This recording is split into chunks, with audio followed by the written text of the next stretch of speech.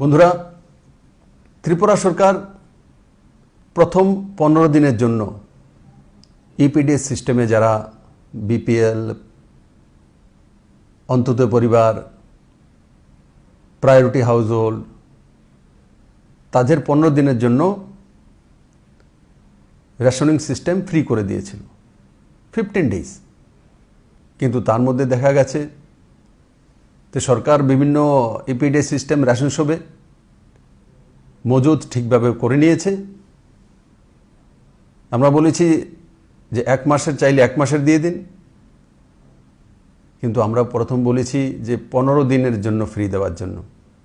কিন্তু যখন 1 মাসের নিয়ে গেছে তো 15 দিনের তো ফ্রি, বাকি 15 দিনের পয়সা জমা করতে হয়েছে আমার ত্রিপুরাবাসীকে। সরকার তো 15 দিনের ফ্রি ঘোষণা করেছিল, কিন্তু 30 দিনের একসঙ্গে আপনি তুলে নেওয়ার কারণে আপনাকে সেই 15 দিনের পয়সা দিতে হয়েছে 2 টাকা করে প্রতি কিলো।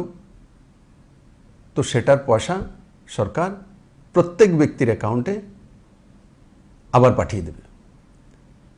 আর তার সঙ্গে সঙ্গে সরকার এটাও সিদ্ধান্ত করেছে এপিএল এর মধ্যে যে গরিব 50,000 ফ্যামিলি, প্রায় 50,000 ফ্যামিলি,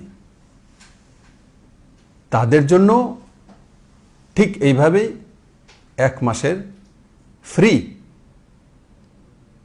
যে রেশনিং সিস্টেমটা রাজ্য সরকার দিয়ে দিচ্ছে।